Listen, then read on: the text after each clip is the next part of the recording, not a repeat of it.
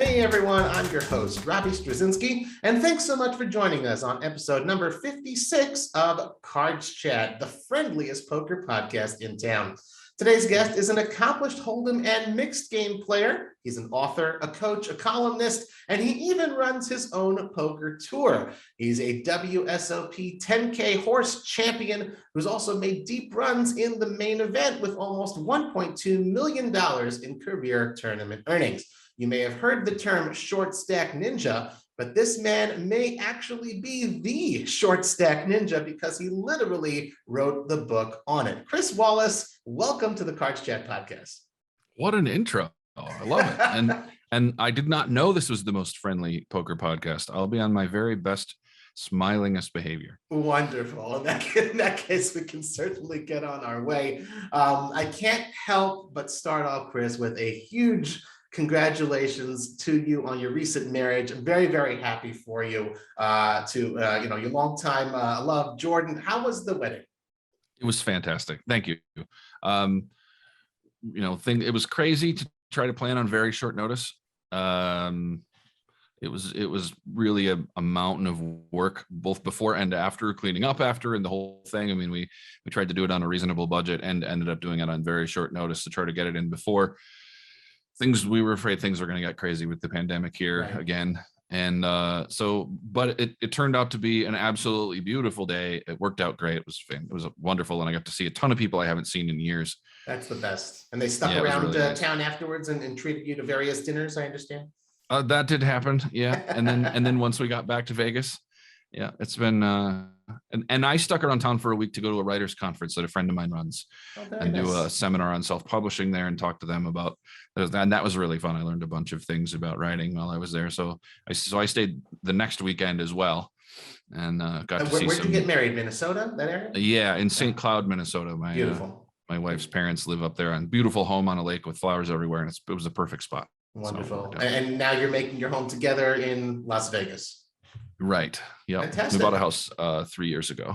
Wonderful. Well, very good. And wishing you both a very long and happy life together. Thank you. Well, before I begin my questions about your poker career and those ventures, I also have to say thank you. I don't know if you remember or if you realize this, Chris, way back in February 2013, you were actually the first person to interview me back on your old Under the Gun poker podcast. Oh yeah, way back then. So it's a thank you, and it's a pleasure to finally return that favor.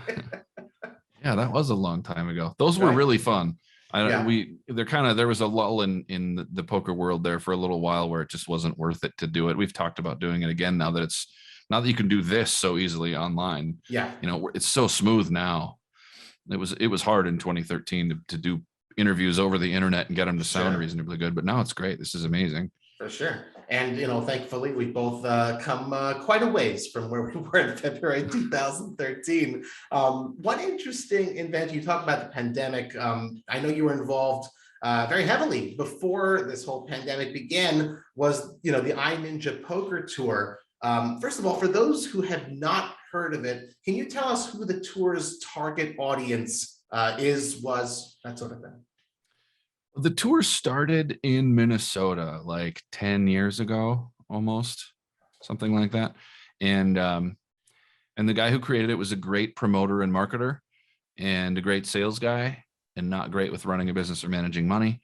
And it really blew up, and it was set like they had over 1,000 people at a tournament in Iowa, like in their second year. It was amazing the way that it blew up, and then kind of fell apart and languished for a couple of years.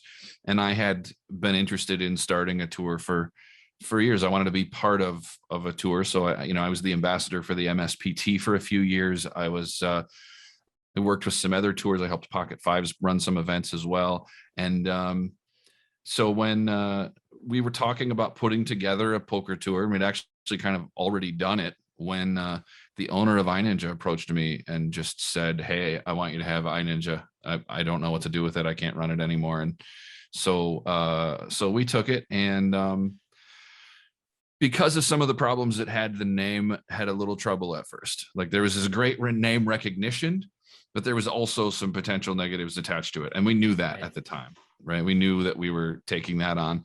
And so we couldn't have anybody without just absolute perfect integrity and reputation involved. And that I think that I qualify for that. There's nobody who I owe money to or that speaks ill of me. And my wife has a law degree and has worked with the poker law firm a little bit. And then we brought in our business partner, Brian Soja, who won the Nice Guy Award at the Minnesota Poker Awards 2 years in a row. And he's just roundly loved. He's just this great guy. So the three of us decided to bring this thing back, and we ran a couple of small events to kind of test things. Learned a lot doing that. Broadcasting poker is much harder than I thought. Yeah. And if you don't do it perfectly, everyone's mad at you. Of course. Well, the standards are high nowadays. Yeah. Right. And there's so much content out there now, especially with Poker Go, that, I mean, why would you watch anything less than brilliantly produced content when there's 4 or 5 places making really great stuff? Mm-hmm. And then we signed up with Atlantis in Reno. Right. And they were amazing. We went and visited some properties up there and just loved Atlantis. And so we talked to them about running a thing, and they do a ton of mixed game stuff there. So that was extra bonus for me, and signed on to do one with them. So in 2019, like in March of 2019, we had a big event, a big series there, which was great. Did better in terms of numbers than the previous series, even though nobody had really heard of us in that area. And so we will be doing some more stuff with them, and probably with Monarch in Colorado, their sister city, or their sister casino. Likely doing some more stuff in the Midwest soon. We're talking to a lot of places and haven't really nailed anything down. Everybody's very nervous about the pandemic and not booking a lot of poker tours right now. Sure. So you had, I guess, about a handful, maybe half a dozen events under your belt before the whole pandemic hit. And you're targeting, that's more of like a regional audience, like low to mid 3-figure buy-in area. That's if I get it right. We had event in Reno. We had I think the main was 600, and the smaller buy-ins down to like 100. Mm-hmm. We do all kinds of unique things. We want people to really have a good time. So we brought in muffins with or cupcakes with ninjas on them. I remember the stars, right? Yeah. Ninja throwing stars. And the winner of the event got a legitimate handmade Japanese sword with the word winner in Japanese on it, right, with like a display case and the whole thing. That was quite an adventure, because like security wouldn't let us display the sword without like a carefully locked case. We couldn't show it to anyone because the thing's actually sharp. It's legit. So sure. And casinos aren't big on having big, large bladed weapons around the floor. How do you fly back with that after you've won the tournament? That's a whole other to do. Well, we had to get it there, and we did discover you certainly can check it. Like you can put it in a suitcase and check it. But the case that it comes in is too big for a lot of suitcases. So if someone wins it from out of town, we will ship it to them instead of making them try to figure out how to get it home. Right. The katana will come to you. Right. Yeah. We have another one. We had another event scheduled when the pandemic hit at Atlantis. Wow. And had to cancel it. So we have another sword just waiting downstairs. Okay. So just obviously it's so difficult to plan anything these days. Is always, anything could in principle come up. But as far as maybe possibly a cautious estimate, when do you think iNinja may be getting back into operations? When do you hope, rather, that would happen? I think we'll be doing something in the spring again at Atlantis and possibly in Monarch. Awesome. I think in the spring of next year. But that's a tough call. We might have somebody pop up and say, hey, we really need you to do something in the fall. Somebody who has a new poker room and wants to promote it or something else. So it's very hard to predict. Got it. All right. Well, I do wish you luck, obviously, and hopefully everything in poker continues to rebound. And obviously, when you got a poker tour, that's just generally good for our game in general. So I hope it does happen for you as planned. The big lesson we learned was being good for the poker world doesn't always translate to being good for your tour. Yeah. I did a lot of research and what players complain about is not what brings them to an event. Right? They complain about the rake and the structure. They complain a lot about structures. The things that they say they have problems with it with other tours, and the broadcasts. And then when we found information on what actually makes people show up, it's really just the size of the prize pool. It's the size of first place is really like kind of the big thing that brings people in, and satellites help some. So if you already have a big following, you continue to have a big following, even if your rake and structure is not very good, even if you're, so success breeds success, and you have to spend a bunch of money on advertising, doing big guarantees, which are a big risk. There's a real barrier to entry for a small tour to get started. So that took a lot of creativity. Right. It's interesting to hear that perspective. I mean, we take it for granted now as players and as consumers of this live poker world. Okay, well, this is happening and you see the ad for this tour and this event. But from that perspective of trying to put it on, it's interesting to hear about, like you said, these, I guess, barriers to entry and what it is that people really are looking for that, matters bottom line in terms of how many people are showing up. It's very, very interesting. Yeah.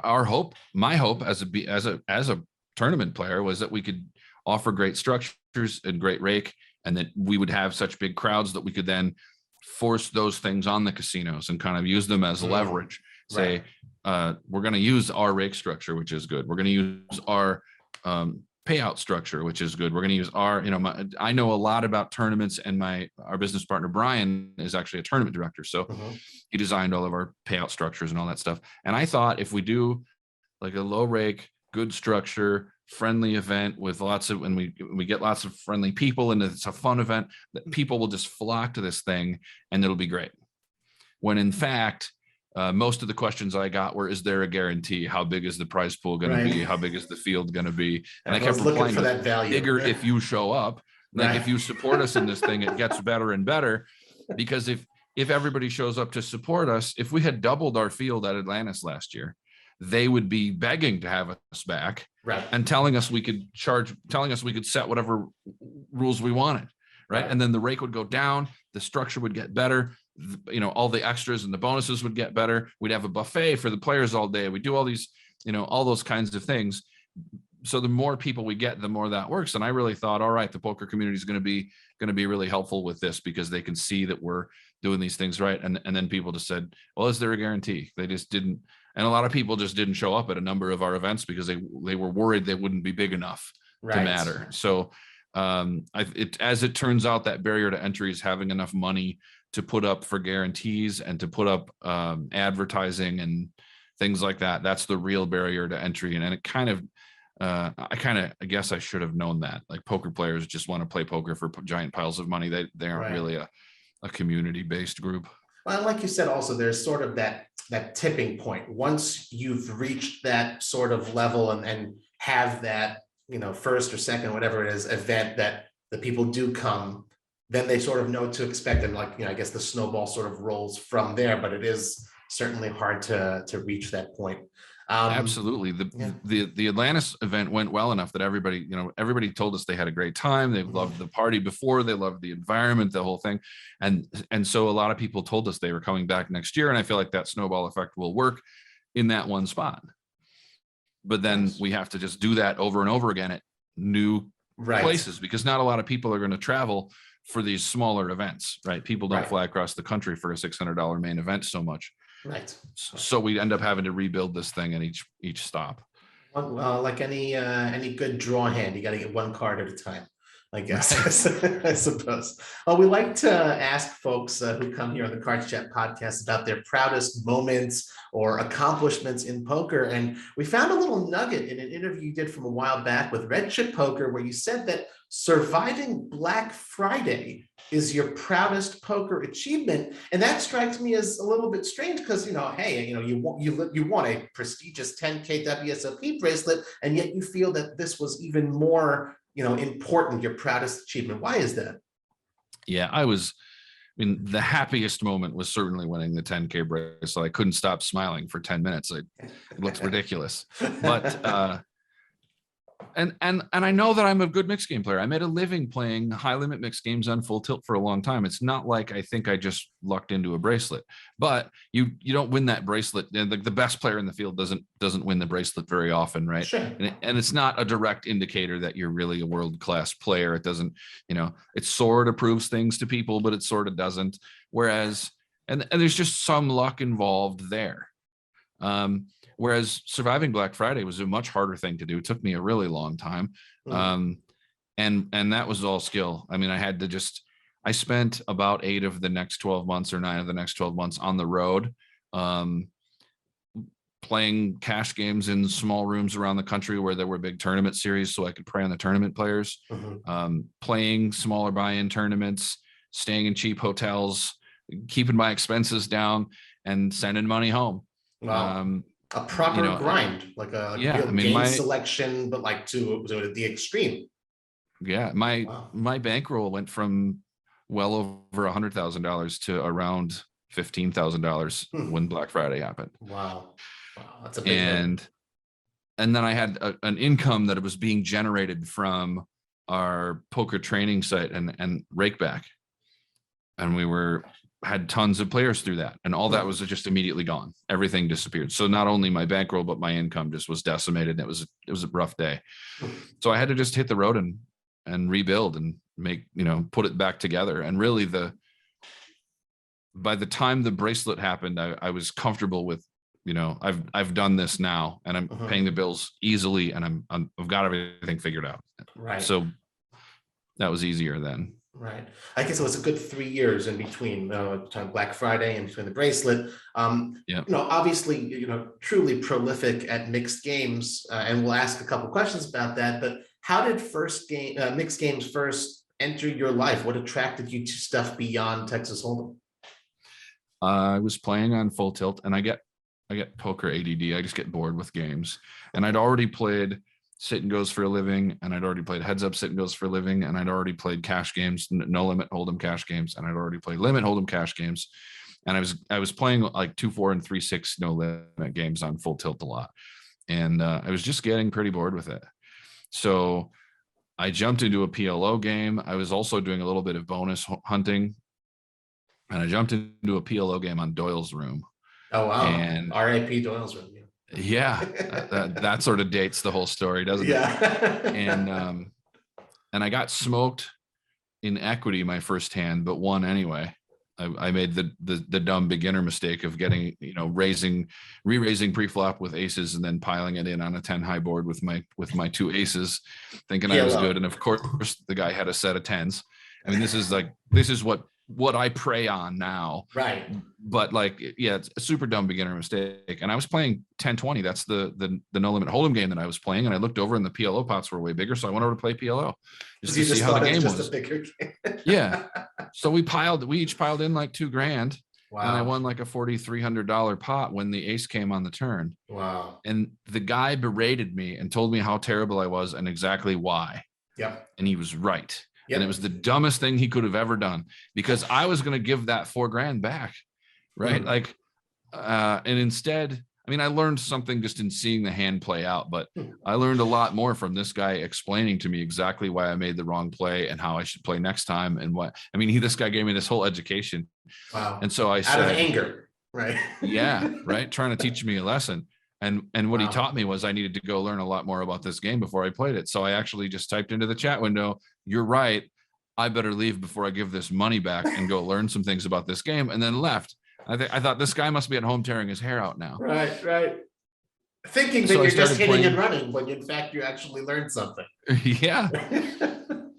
And so I started playing a little bit of PLO, and then on Full Tilt I noticed they had a horse game, and I like limit games. I think they're fun. And my co-author in my first book and business partner, Adam Stemple's an excellent stud player. He plays a lot of stud 8 and Raz.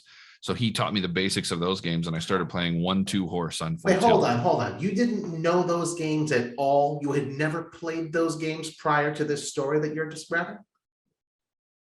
Well, I knew a little bit about PLO, but I hadn't really played it. Wow, my goodness. And then within a couple of years, you're playing the 10K horse. Yeah.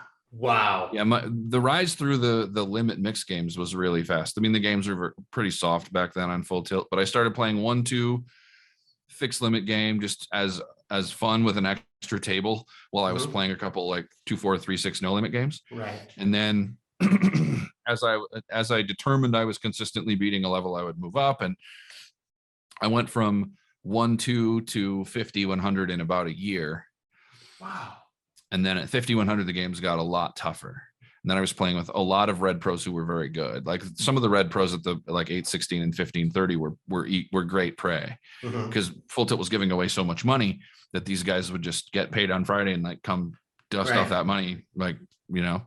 Yep. But when I got to 50-100, then my opponents were much stronger, and suddenly I was playing with Jen Harmon and Mike Mattisau and these people who knew these games.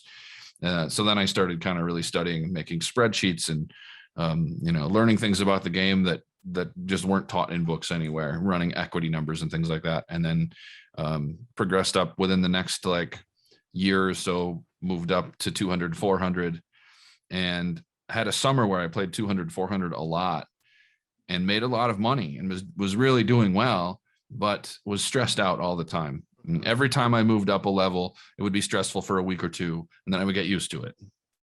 And then when I moved from 100, 200 up to 200, 400, I couldn't get used to it. The swings were so big. And if I'm down $8,000 at the end of the day, like, you don't want to be around me. Right. Right. And so I decided poker just shouldn't ruin my day anymore. And when I moved back down to 50-100 Okay. and 30-60, I was happy, and I was still making good money, and I was happy now. Like after the swings in the bigger games, those smaller swings didn't bother me. And if I was down 1,000 at the end of the day, I just would be fine. And I'd go to dinner and it wouldn't even bother me. You could still play So, your A game.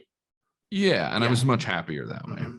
And that was a good life lesson for me. So I'm wondering something. So you're talking about your progression through the stakes from 1-2 all the way up. And I couldn't help. We look at the at your result. You have this huge 10K horse bracelet you're playing. You had won, over $500,000. Yet a week before winning that event, you finished ninth in a $200 horse tournament at Binion's for about $500. So I'm kind of wondering, I've forgotten about that. right, is this sort of like a difference between online and live, or did you play the Binion's event just sort of as a warm up for the big event? Could you kind of explain the stake differential there? When I play like no limit games or when I play cash games, I try not to swing a lot between limits, because it can be really frustrating to have like a down session in a big game and then go play a game that's a quarter of the size and know you'd have to crush this game for a week to get this money back, and it can affect you mentally. But with tournaments, I don't have that problem. If there's whatever tournament is the best value for the day, I'll just go play it. And that Binion's tournament, if I remember right, and I think that it was the same for a while, it was this absurd structure with this like 50K starting stack and amazing structure for a $200 buy-in. And it was not just a tune-up for the horse, but also just very profitable for me. My ROI, I think, is very good in that tournament, and it's a fun tournament to play. I love mixed game tournaments. So it was just that there was that much value in it. And also when I was playing, anything under like $1,000, I was playing on my own money. I'm very aware of how big the swings in tournaments can be. If I don't have 100 buy-ins for a tournament, at least, I'm not even considering it on my own money. But I sold a big investment package that year. Right. And so I was playing the 10Ks on in fact, all the World Series stuff I was playing on that investment package. And then the $200 tournaments I was playing on my own. So that $200 tournament, if my expectation in that tournament is maybe $300, that's money I put in my pocket. Right. If I'm playing a 1K at the series and my expectation in that tournament is maybe $700 or $500, I'm putting approximately half that money in my pocket, and it ends up being less valuable than the $200 tournament at Binion's for me long term. Right. And yet this one, as you said, obviously was absurdly special, to win that first bracelet in a huge event. You're smiling from ear to ear for 10 minutes. And I remember you did something very, very special with that bracelet. Would you like to share with our audience what you did? It was pretty cool. Yeah, that was really fun. I've known Brandon Jack Harris for a lot of years. In fact, I've known him longer than I realized at first, because we used to play a lot on Full Tilt together, but I didn't know it was him. So when I met him later at a table and we started talking, and then I thought, oh, I like this kid, he's all right. And then somebody said, oh yeah, her ghost. And I was like, that's her ghost? Oh. Like, I know that guy. I used to play with him all the time on Full Tilt, and I didn't know that's who he was. So we kind of became pals, and we had dinner, and he had won a bracelet that year as well. And he was writing out thank you cards to all of his investors. Mm-hmm. And I thought, that's such a cool idea. In fact, I should take that like farther. And so I designed these giant playing cards, maybe, I don't know, 10 by 8 or something, that were glossy on both sides. They were very pretty. And they just said, when I won the World Series bracelet, I had it sized, and because it was huge. It was like this big, like it would never go on even my wrist. So I had it sized, and I had him cut the links into, I think it was 18 parts, however many investors I had that year. Mm-hmm. And so I had these little chunks of the links mm-hmm. And then I bought glass vials with sterling silver tops that screw onto them. You can put them on like a keychain or a necklace or whatever, or you can just keep them. And I put one of those into each of those 18 vials. And when I sent out the package, I sent out this card that said, enclosed as a piece of the World Series bracelet, thanks for having faith in me and letting me achieve my dream. And this was great. And then enclosed as a piece of the actual bracelet. So my parents invested a small amount that year, which was the first time they'd ever invested. So my mom still has that on a necklace. And my dad had the cards like put in a frame in his office. And I'm sure that was like great. Like when people show up and ask about that, oh, my son won that tournament up there. Yeah. And I have some other friends there were multiple people at the wedding who had the piece of the bracelet on their keychain with them and stuff. It was cool. Oh, it's heartwarming. That's a beautiful And one thing. of the pictures of it actually kind of went semi-viral on Facebook and got shared like 40,000 times or something. Wow. Very cool. It's such a heartwarming and touching story. And, I know you've written tomes about backing and about staking. And I imagine after, showing that sort of gratitude for those who've invested in you and placed their faith in you, you've never really had a problem selling packages since then, I'm guessing. If I've needed to, yeah, that certainly helps. If you do that for your backers, the people remember you. Absolutely. Yeah, that helps a lot. Good little tip there, everybody.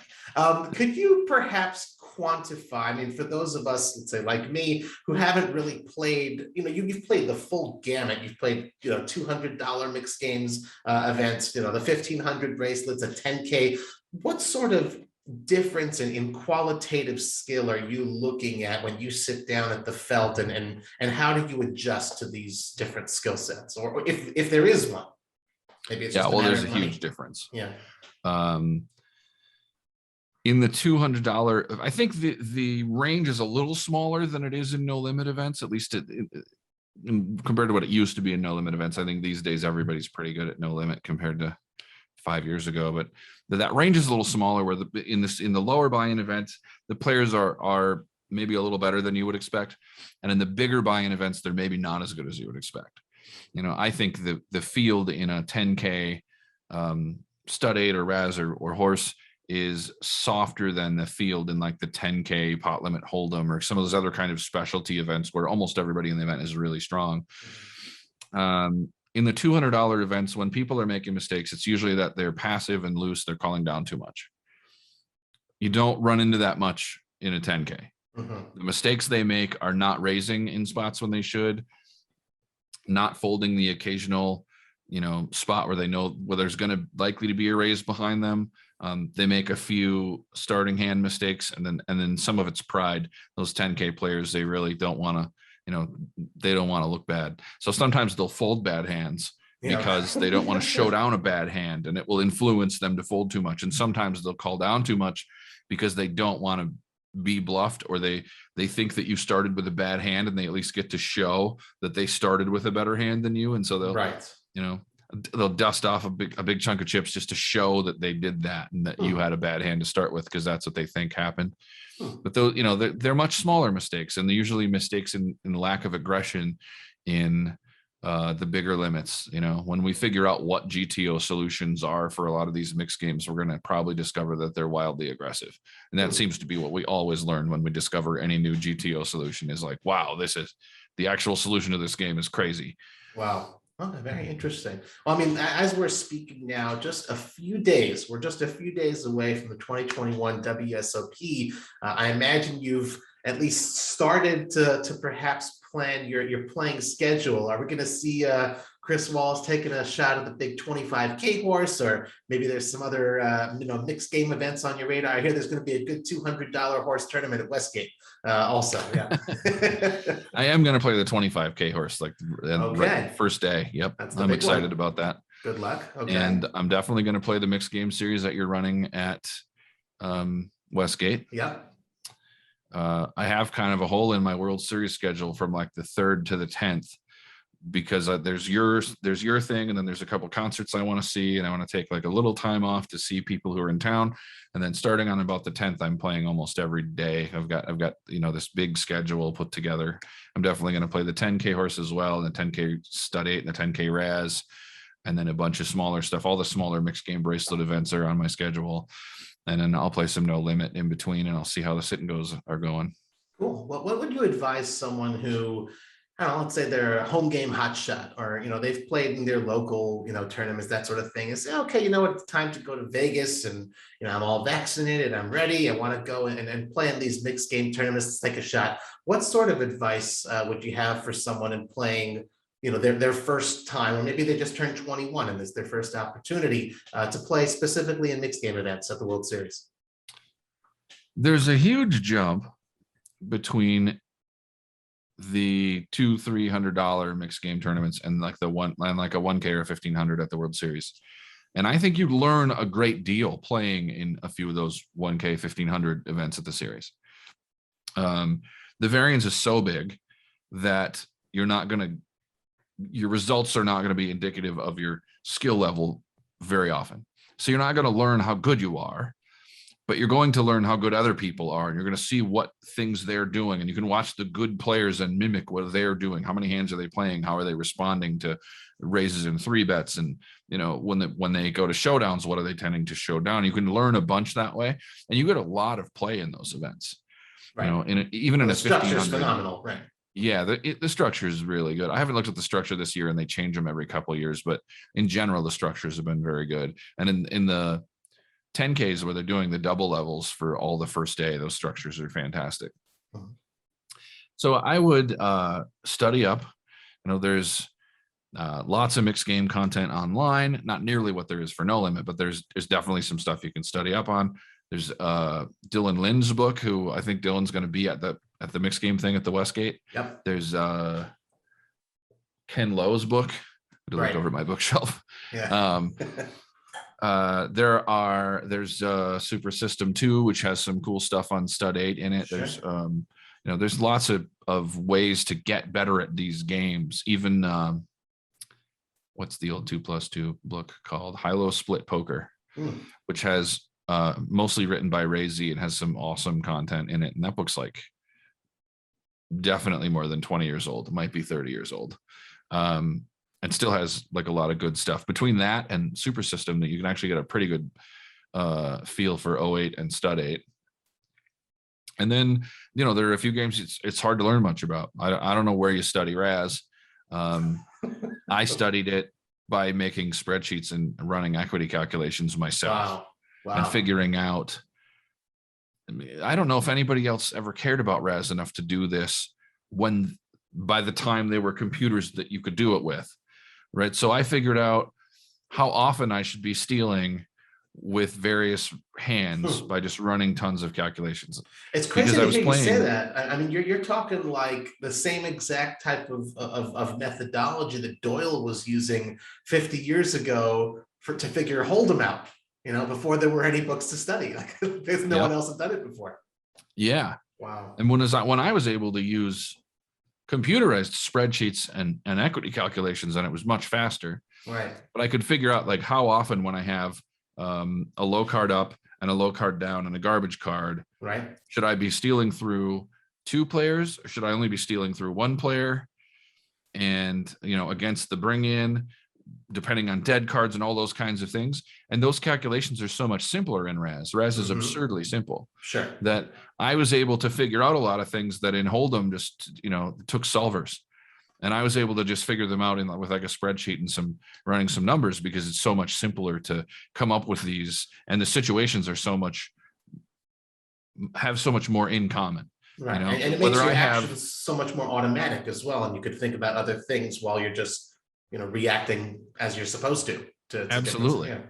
And if I have 7-4 Jack or 7-4 Queen or 7-4 9, my equity is almost always my equity is very similar, and so I don't have to run each calculation. Whereas with Hold'em, if you have Jack 9 or Jack 7, there's a lot, you don't know which side of the line either of these hands is on, and you've got to run all the hands, right? And in Raz, I just didn't have to do that nearly so much. I could figure out where the line was and then just know all the things, and it was easier to find that line. Right. So I did that kind of work with Raz, but with most of the other games, there are books you can read. There are some training stuff that's been done. I've done training on mixed games with a bunch of different websites. I did a PLO thing for Red Chip, and I think I did a horse thing for Ivy League, but I don't know if that site even still exists. And I know I did some mixed game stuff for Poker X Factor, and maybe some for a few other. I've worked for so many poker training sites these days, I can't even remember all of them.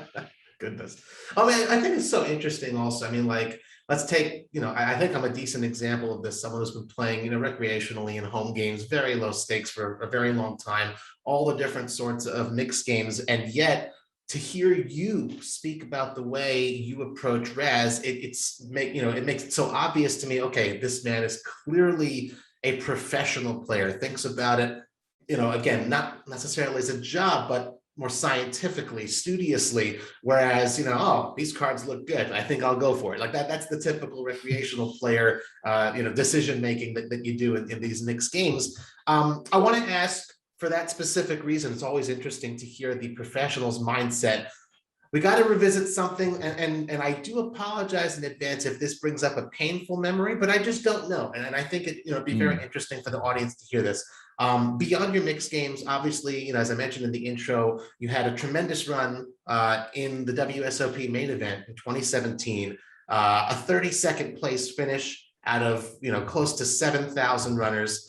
I mean, that's a hell of a performance by any stretch of the imagination. And I just have to know, in retrospect, after you go through 6 days, sitting 10, 12-hour days at the World Series of Poker, you make it all the way, except, beyond 31 other players, you have a great cash for $214,000.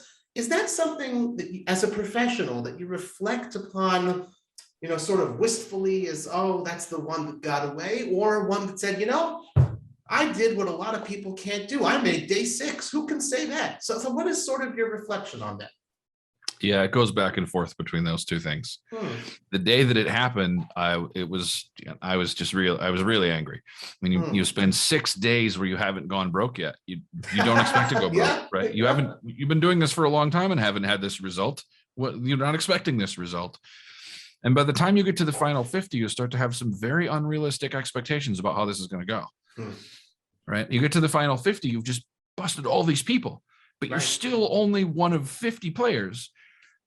And you're thinking, okay, I'm going to make the final table. I got a shot at winning this thing. This is going to be, you're sort of spending that money in your head already. And I see this commonly in tournaments where people have this winner's tilt where they just haven't gone broke in a long time. They've run good for the day, and people are afraid of them because they're running good and have a big stack. And so they start to play more and more hands and not believe that they could be beaten hands. And then it's a way you can take advantage of those people. Right.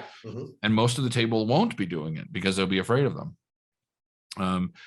And so I was, I also felt like this was the shot. Like, no matter how good you are, you might never make the final 50 of the main event.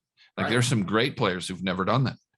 And I thought this was a place where I had a chance. And I also knew there's some really bad players still in the field, and it made me really mad to know that these, like, I know this guy's terrible and this guy's terrible and this guy's terrible. Because you've played with them for days, right?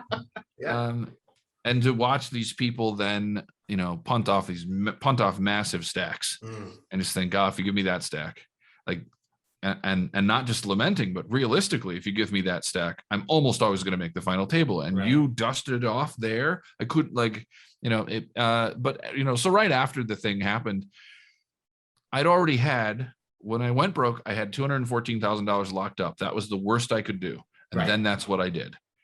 So what I felt like was, this is the worst result I could have had after I got to this point. So, standing in line, ready to get paid over $200,000, just really irritated.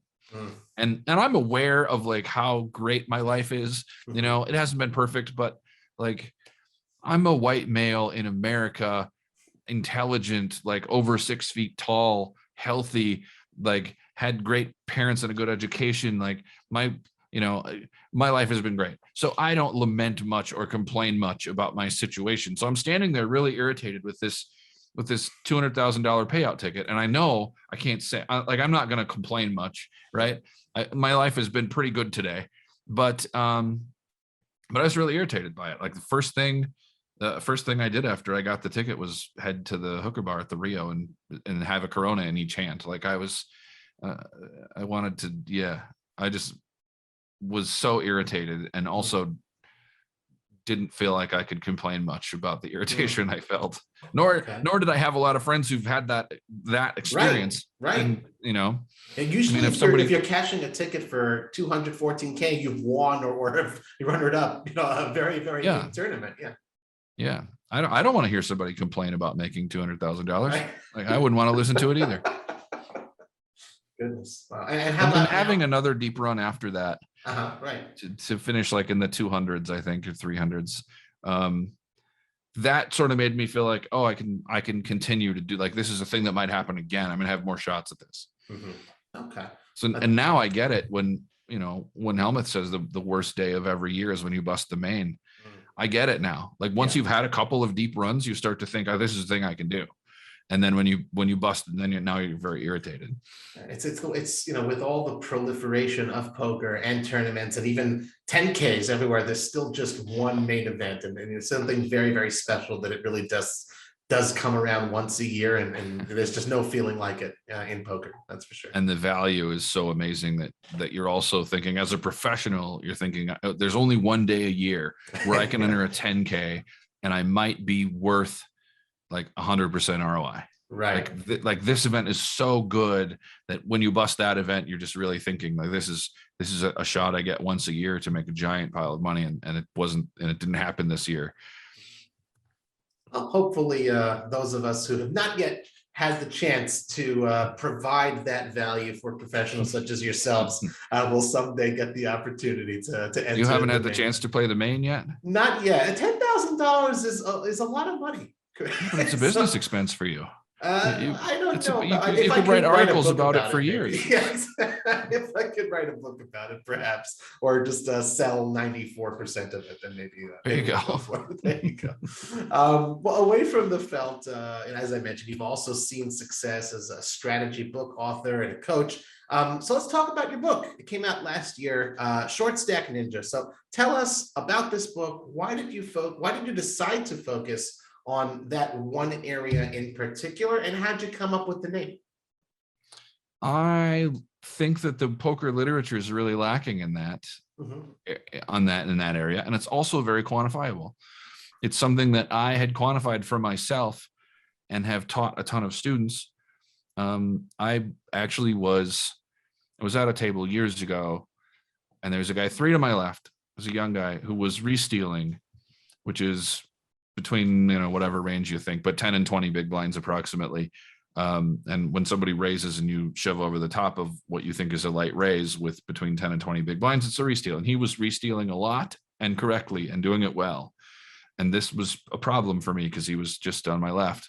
And I had a stack and I wanted to be able to keep punishing the table. So I actually mentioned it to a couple times, like to point out to people at the table, this is what he was doing, so that people would be more likely to call him. Because if they bust him, my problem is over with. If they double him up, my problem is also over with. Right. I only continue to have this problem if people keep folding to him. So then that night when I got home, I got a message on a poker forum that said, "Hey, I just wanted you to know, I was a kid who's re-stealing on you all day. And I was listening to your re-steal podcast from Poker X Factor while I was doing it." Amazing. So I saw the kid the next day and he showed me his iPod and he's got just a whole list of all my podcasts and he's listening to the re-steal series that I had done. Wow. And that was the first time that it really pointed out, like, I'm actually hurting my own value significantly when I'm making some of this training stuff. Yikes. It really does make somewhat of a difference. And so I've made trainings, instructional stuff, and also worked with a ton of students on these short stack concepts so much, and I don't see anybody else covering them. And it's fun to write about things that you can quantify, right? Like the push fold thing. When 25 years ago, there were no push fold ranges. We didn't know these things, right? And then somebody like the Hold'em Resources guys and a few other people like came up with these Nash calculators where you could figure out exactly what the push fold ranges were. And that was super fun. Everybody loved that. I loved it. I was one of the sit and go players who spent all my time memorizing push fold ranges, when now I just tell people to kind of memorize 3 ranges and then like know where you are in that, you know, to adjust them. But I actually did that. I don't remember most of them anymore, but I used to know whether Jack 9 was a shove with 8 big blinds for middle position and like all those things. And when you can quantify stuff like that, it's really fun. It's easy to write about. So I just had this idea that nobody's written about this stuff, that it's a thing I know a lot about. It's a book I could write quickly. So I wrote most of it on a road trip to Minnesota like 2 years ago.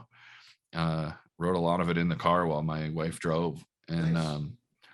And the name kind of it's a term that's been thrown about forever. I've been called that. There's like, I've heard from at least 3 people who say, "Hey, you stole my nickname. That's me." It's a term that's been in use for longer than any of these people probably have played poker, but I don't know who used it first. I just knew it was a great title for the book. Sure. And also since I own the iNinja Poker Tour, and it seemed like a good thing to use. Yeah, but I did all the, you know, cover design, editing, publishing, everything myself as well. So no expenses and fairly short amount of time that it took to write it, just a few weeks to kind of coalesce all that knowledge into a book. Who would you say that, I guess, is the target audience for your book? Or would you say that it's particularly helpful for, I don't know, intermediate players, or it's also good for beginners or even for experts? Like who should be buying this book? Yeah, I think it covers the whole range of Hold'em tournament players. So the only people it's not good for are cash game players who almost never play short stacks, and mixed game players, because it's all Hold'em. Right. The concepts apply to PLO as well, but they apply like in much more extreme ways to PLO because the hands run so close together in terms of equity. But I've heard from, you know, it's great for beginners because you're going to end up short stacked a lot, and it teaches you in pretty simple, clear ways how to handle a short stack. It teaches you which weapons to use. And those weapons apply as stacks get bigger as well. Like, understanding these concepts is important because it's really a course on stack to pot ratio. That's really like which weapons you have with various stack to pot ratios. And it's certainly intermediate players will get maybe the most out of it, but beginners will learn a great deal from it. And I've had a lot of other pros and serious players tell me these are ways I didn't think about these hands before. In particular, the 0 to 5 big blinds section, where I know a lot of fairly strong players, people who play tournaments for a living, still have sort of the approach of I have a hand, I better pile it in. Right. And there's way more thinking you can do about that situation. And, you know, the push fold thing convinced a lot of people that from 0 to 10 big blinds, you're either all in or you're not. Right. Right. I told people that 10 years ago because I hadn't thought enough about other options. And then, and in reality, like if there's a min raise and you have 4 big blinds and you're in the big blind and there's a couple calls of that minimum raise, shoving all in is not nearly as good as min re-raising. Right. If you min re-raise, it makes it cheaper for the original raiser to re-raise and knock these other guys out, and then you can get all in.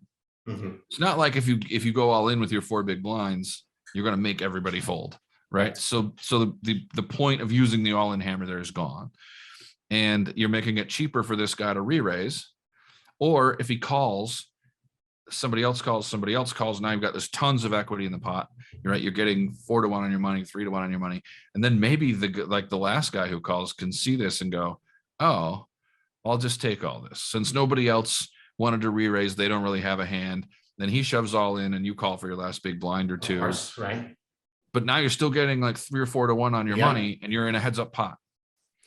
And so manipulating those situations, whether it's min raising so that you'll get some calls, and then the big blind who's got 14 big blinds will shove all in, and then you call, and then you get all these calls in between that have to fold.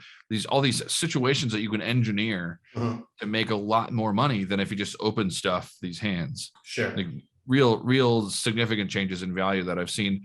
A lot of pros have said, I just didn't think about these really short stacks this way. Right. And especially the old school pros. Right. And if not the first time or second time, these situations do come up often in every single tournament. So it's certainly very relevant. The book is Short Stack Ninja. Where can people find it and buy it?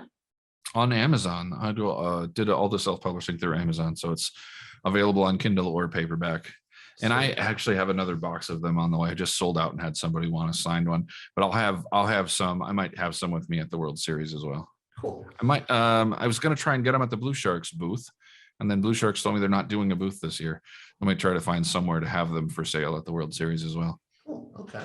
Well, beyond the book and beyond the other stuff you do, you also do coaching. I know you work with Learn WPT. Do you also do private coaching, like one-on-one? Like people could just sort of like reach out to you and say, hey, would you coach me? I do quite a lot of it, actually. During the pandemic, I lowered my rates and decided I wanted to do more coaching. And there were a lot of people overseas who are still playing online for a living. Right? Sure. That's a hard thing to do in America. There are a few people doing it on ECR maybe, but there are quite a few people overseas who are still doing it. So I have a lot of students I just had a student in Australia like 2 days ago, and in Europe, a lot of Northern Europe, a lot of mixed games students from like Scandinavia. They seem really interested in those things. And then I have some live students from the States who are getting prepared for the World Series. Lessons always increase the 2 months before the World Series. Right. I have a group of women who are coming to the series, or some of whom are coming to the series, who've been preparing for it by taking a group lesson together the last few weeks. That's super fun. And so I really like coaching. In fact, I like coaching more than playing in most cases these days. I think the teaching is fun. I can do it from home.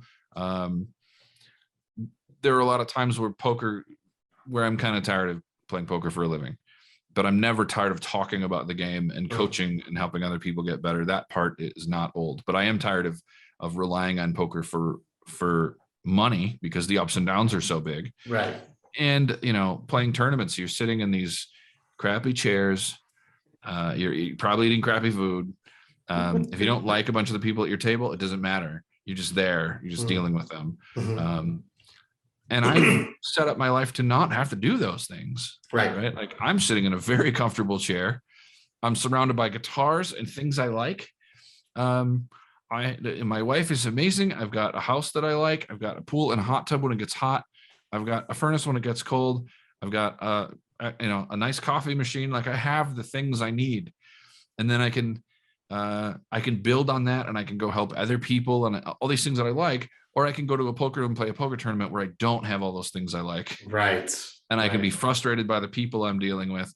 There's no one that I have to deal with in my life unless I'm playing poker tournaments that I don't like. I'm surrounded by intelligent, friendly, fun people who are interested in the world.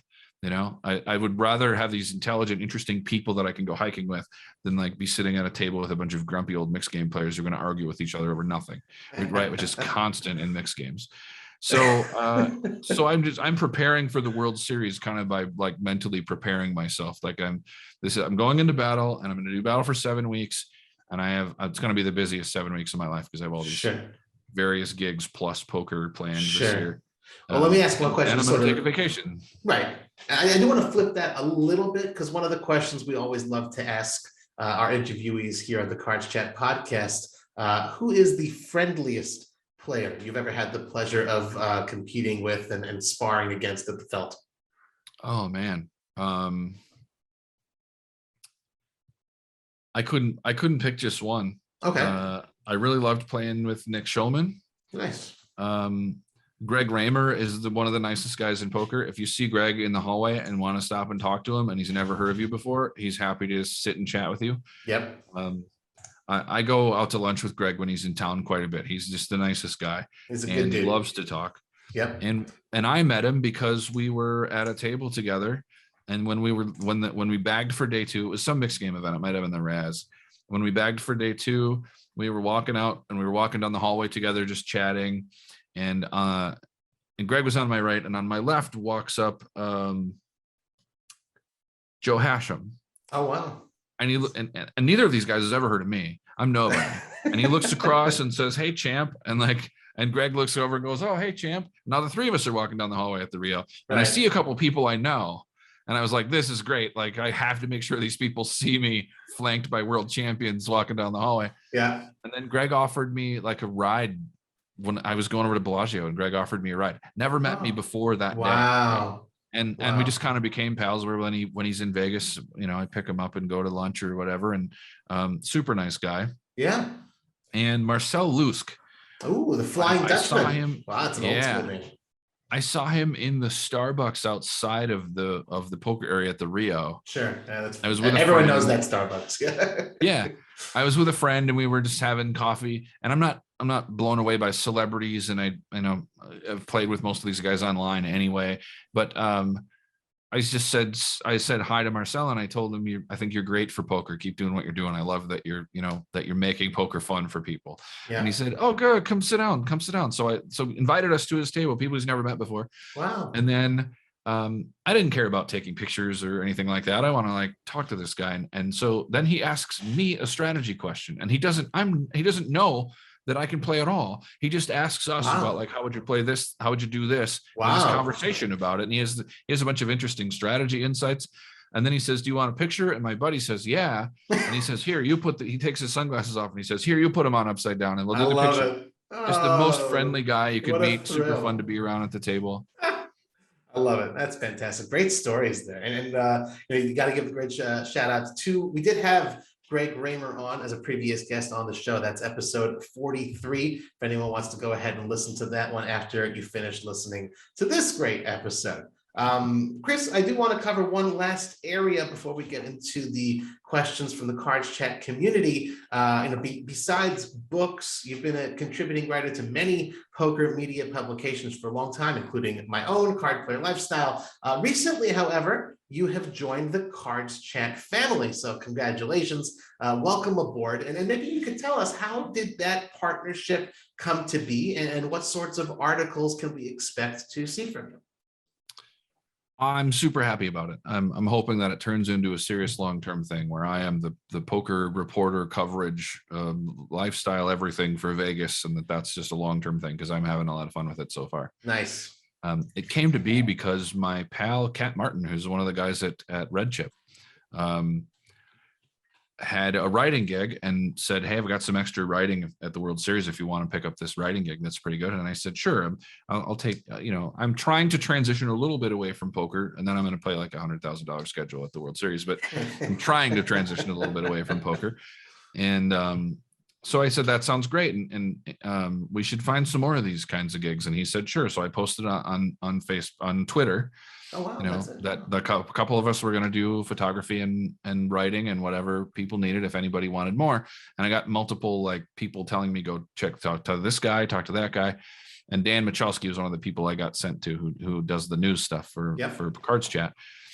So we had a couple of talks on the phone. It was really, I liked what he had to say and he liked what I had to say. I like that they don't just want straight news, because I don't want to be the guy walking around with a clipboard taking chip counts. Right. I'm not really interested in that. It's fine. And I'm glad people do that. And some people really like it. I've just been around that for so much that I'm kind of bored with it. Mm-hmm. But if you want in-depth, more interesting stuff, and you want me to dig into things and do, more unique things that are interesting to me in writing, that's what I want. And that's what Dan liked that idea. So this week I've done a restaurant review, which will be up sometime this week. I've done a couple different, did a strategy article, and I'm able to mix it up, and I can go into a card room, take pictures, talk about the card room, and write it up. I can then the next day I can go to a restaurant owned by a poker player, have dinner, talk about how good the drinks are. The day after that, I can interview a pro that I know that I think is interesting and talk more in depth about things. It gives me a lot of latitude to do more than just show up and write down chip counts at the end of the day. Kind of like playing mixed games instead of hold'em. You keep things interesting and do a whole bunch of stuff. Yeah. That's a good analogy and very accurate. Yeah, it'll keep me interested anyway. Nice. Very cool. Well, I want to focus a little bit on your Baller Eats in Vegas column. Your CardsChat profile says that you are on, quote, a never-ending quest to try every restaurant in Las Vegas. So how's that going? And can you give us a few of your favorites overall? Man, I'm not even close. There's a lot. It's a big city, right? The food here is amazing. It really is incredible. Food from all over the world and such amazing. You'll see my review of Taverna Costera coming up. Jeff Wang's one. Right? Yeah, Jeff Wang, who wrote all the PLO books. Yep. That'll be coming up sometime. I think probably this week it'll get published. Cool. I had a wonderful meal there. My favorites. Well, Nobu is the nuts. Everybody argues about which food is better, and they think your restaurant's garbage. There's lots of these kinds of arguments at the poker table among the pros who all want to be the biggest baller and like the most expensive restaurants. But I think Nobu is just the nuts. That place is amazing. The black miso cod is the best dish I've ever had. Okay. So that's the expensive spot, but it's really expensive. Right. If you spend $300 a person there, you're not doing it right. And I just had like a bunch of I have a whole list of ideas to write up for CardsChat on these various things, like the best place to eat at the Rio. Like sometimes the Rio options aren't great, but there's a smash burger there, and smash burger for fast food, smash burger is pretty good. And you can do a keto option there where you can get like grilled chicken breasts. And they're solid, and they're like $1.90 a piece or something. Like a couple years ago, I would just go to Smash Burger and get 2 grilled chicken breasts, and like it was solid, and it would cost me like $4 to eat lunch. It was amazing. Across the street at Gold Coast, there's Ping Pang Pong, which I just love for cheap Asian food. Yep. And down the road at the Flamingo, down Flamingo at like Flamingo and Decatur, almost to Decatur, there's a Thai Spice, which is a great like cheap Thai place. That's close to the Rio, and it's reasonably fast, and it's never busy because they don't advertise very well, but their food's very good. In fact, last time I was there, I ran into Jared Hamby, the Waco kid. And he and I were having they have this amazing wonton soup in like huge bowls, and he and I were like talking about how great that soup is. Cool. And then down the road the other direction down Flamingo is Lotus of Siam, which is just world class, just world class Thai food, and not that expensive for how great it is. So I love all those places. I really like the Cornish Pasty House in the Arts District. I really liked Taverna Costera. I was very impressed with the fish dish I had there. And I like on Fremont Street, I like Nacho Daddy's, the nacho place. That's okay. Cool. They have amazing nachos, huge plates of nachos with all these. There's a Thai one, there's a seafood one, there's all these different ones, and they're great. I take people there when my friends are in town and want to party. We go to Fremont Street and then go to Nacho Daddy's. Awesome. And they have like a world-class selection of tequilas, and will get you in trouble, but is worth visiting. And I think we have quite a few very interesting and great columns to look forward to on CardsChat about that. I do want to end off with a lightning round question for you. Maybe we're gonna. How about like this? We'll give you the best this, and you'll give us your top restaurant pick in each category, and then we'll move on to the community questions. Are you ready? I'm ready. Best burger.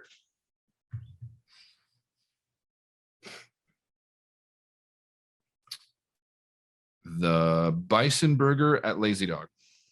Best pizza. Pizza Rock. The Detroit style. Okay. Best sushi. I'm not a big sushi guy. There's a couple of like really high-end places that people rave about, but I really like the bargain is naked fish, the naked fishes. Okay. Best Italian. It's a tie between Roma and Roma Deli, Todd Brunson's place, and Nora's. Cool. Todd will be very happy to hear that one. Best exotic. Haleo in the second floor of the Cosmopolitan. Ooh, That's interesting. Jose Andres tapas place. Cool. And they do all kinds of weird rare foods and chemical gastronomy stuff. They're very interesting. Nice. And last one, best home cooking.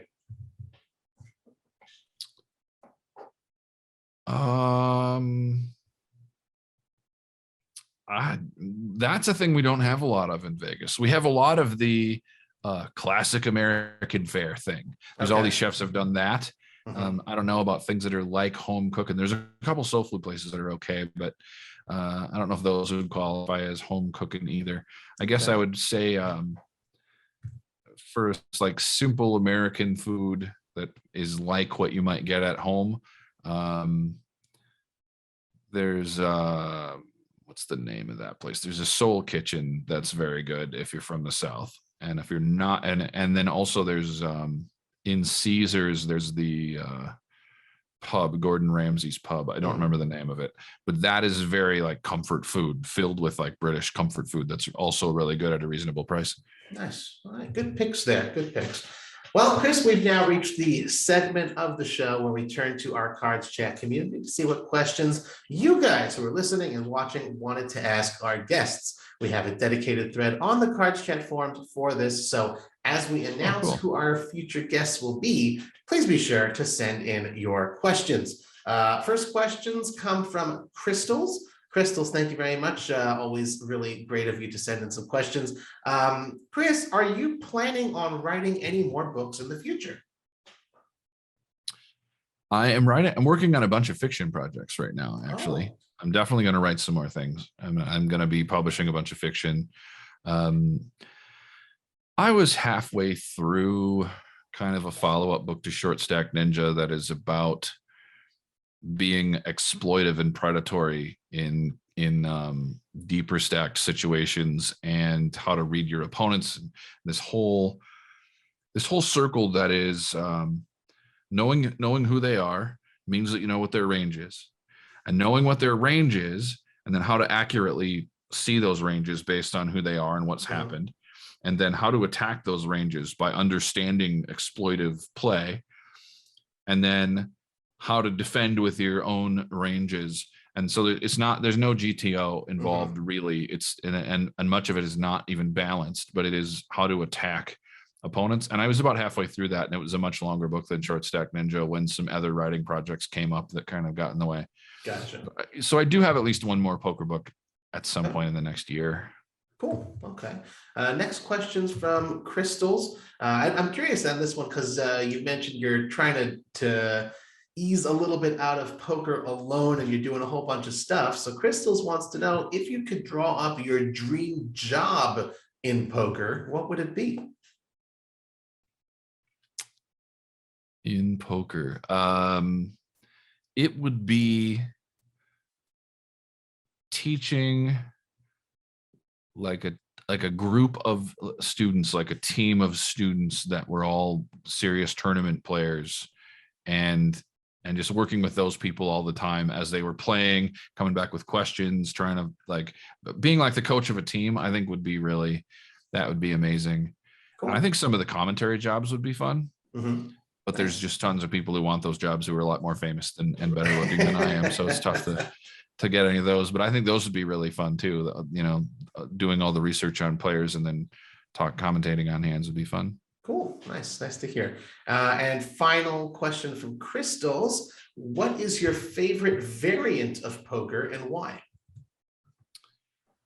Oh, it would be one of the super split pot games. So like Super Stud 8 or Super Raz Doogie, one of those games are really fun.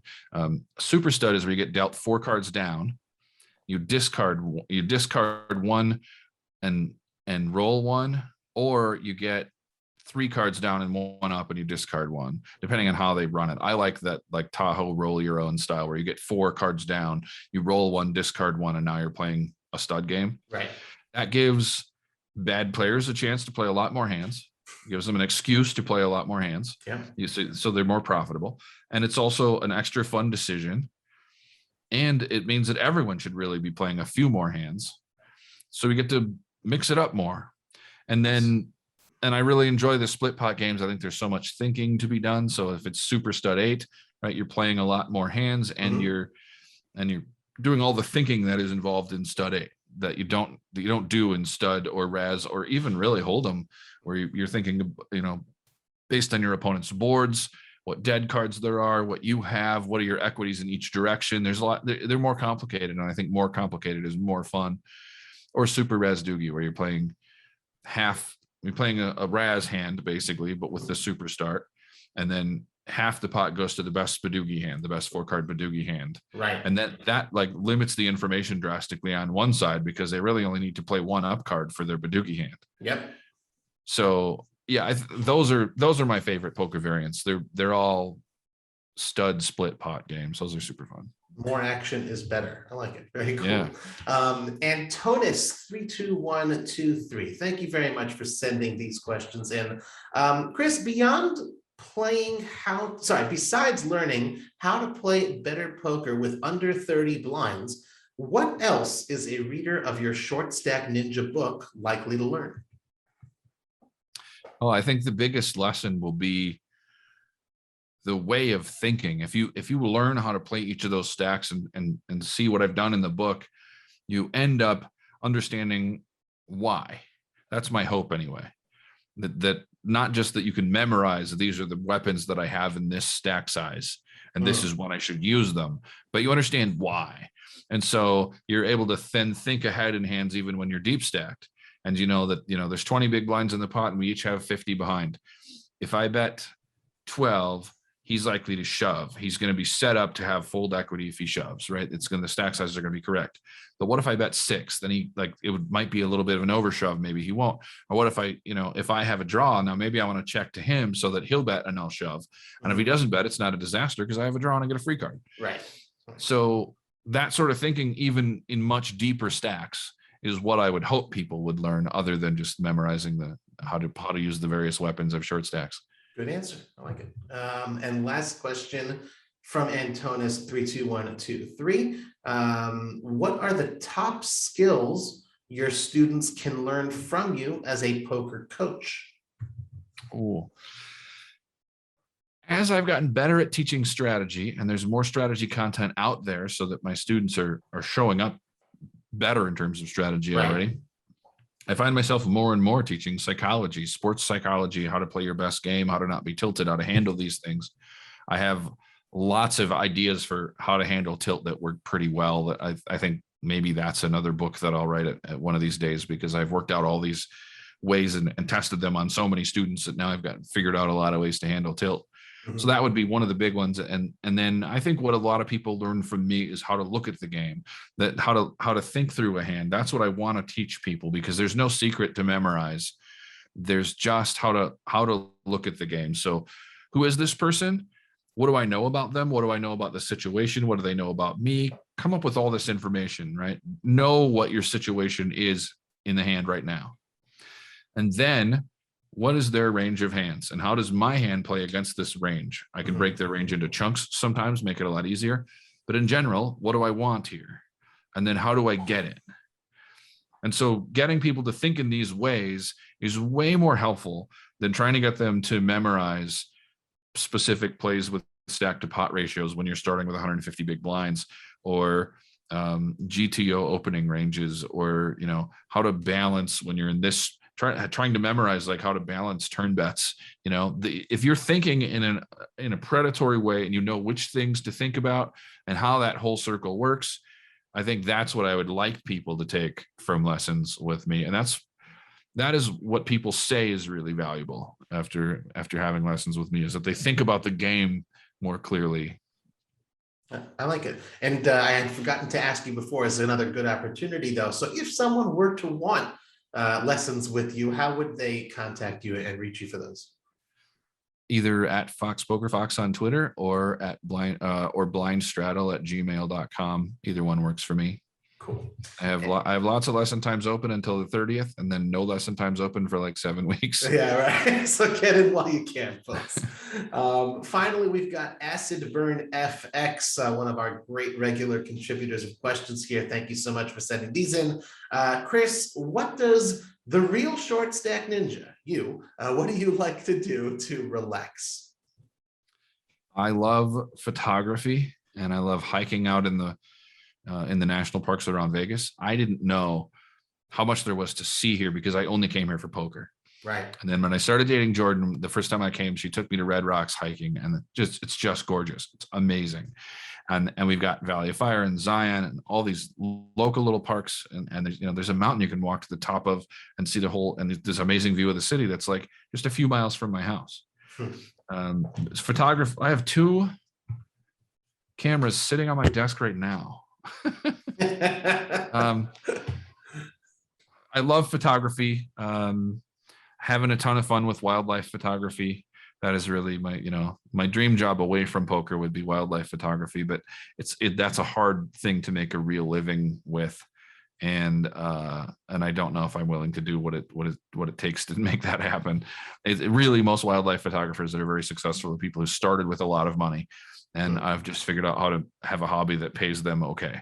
Right. But it's hard to make a living as a wildlife photographer when you need $20,000 or $30,000 in camera equipment, and you need then to spend a bunch of money traveling, and then you're trying to sell pictures to National Geographic for $80. Right, it's tough to it's tough to pull that off. But I have a ton of fun just hiking in the desert and doing wildlife photography with what I can find out there, with tortoises and snakes and hawks and whatever, and hummingbirds in my backyard. So I guess for now you just have to be content with the wild fish, whales, sharks, and donkeys at the tables taking pictures. Yeah, I'm going to be doing a bunch of photography at the World Series this year. That's like one of the couple gigs that I picked up have been photography at the World Series, and that'll be super fun. Excellent, very cool. If again from Acid Burn FX, if you could go back in time and tell a younger version of yourself one thing, what would you tell yourself?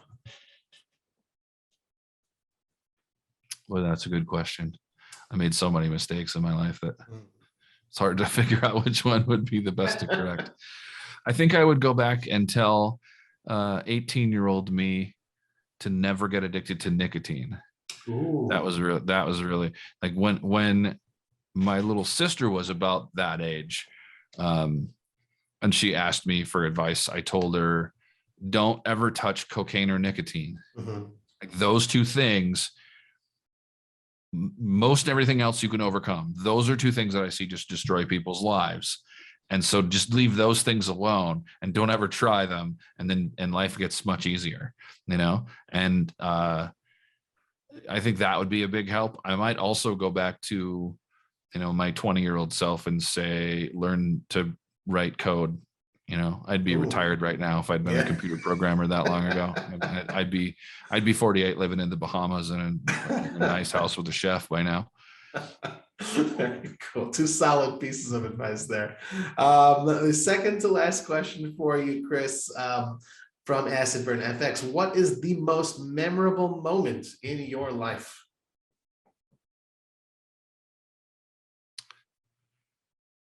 It's a layup for you. We're giving it to you easy here. It's got to be the bracelet. There's been like a lot of them. I've done a lot of amazing things. I've been very lucky to do a lot of crazy traveling and seeing like wild things happen. But I have to say it's got to be the bracelet. That 10 or 15 minutes after winning the bracelet was really just couldn't stop smiling and yeah, that was amazing. Well, we won't tell Jordan that's what your answer was, though. So she will not be surprised. Very cool. And the wedding was also amazing, and I've had some trips that were also amazing too. So yeah, good to get that in. You're all good. And the last question for you, Chris, what is something that you cannot live without, and why?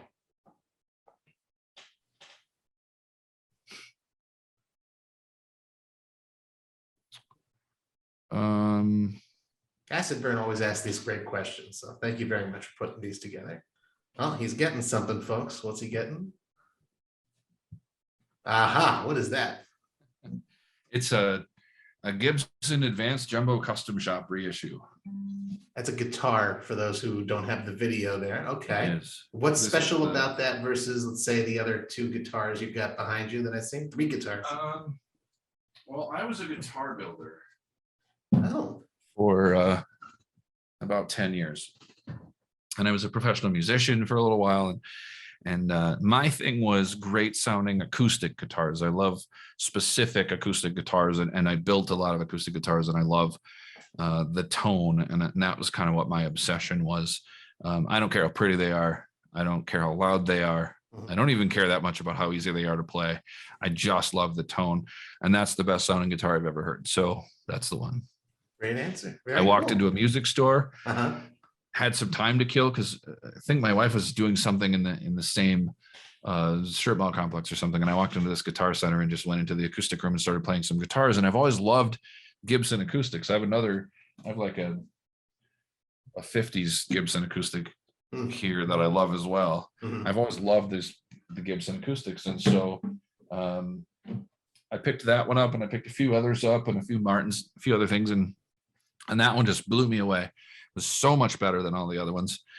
And I ended up going back like 3 times to visit it. It was fairly expensive. And I just didn't want to spend like $2,500 on a guitar when I had a bunch of other guitars already. And I kept going back to visit it. And I took a friend with me back to visit it. And he said, yeah, this is amazing. So I just bought it, and now I'm in love with it. You could have just satellited from like a fiddle or a ukulele, and just work your way up to the guitar. Yeah, everybody throws in a ukulele. Yeah. And then the winner gets back a Gibson Advanced Jumbo. There you go. Yeah. Well, I also couldn't live without Jordan, and I probably couldn't live without my pool. Those are the things that bring me joy, and certainly a camera. Beautiful, beautiful. Well, thanks to everyone who did send in questions for Chris Wallace. And again, just a friendly reminder to our CardsChat community, we'd love to see you submit your questions for our future guests in the dedicated thread on the forums. Please be sure to give us a good review on iTunes and spread the word via your social media channels if you liked the show. Chris, before we let you go, anything else you'd like to tell our audience? No. Buy Short Stack Ninja. You can get that. You can get that on Amazon. Very cool. Well, thanks again very much to Chris Wallace. Thank you all for tuning in once again to another episode of CardsChat. I'm Robbie Straczynski. You can follow me on Twitter at CardPlayerLife. I wish you all a wonderful day.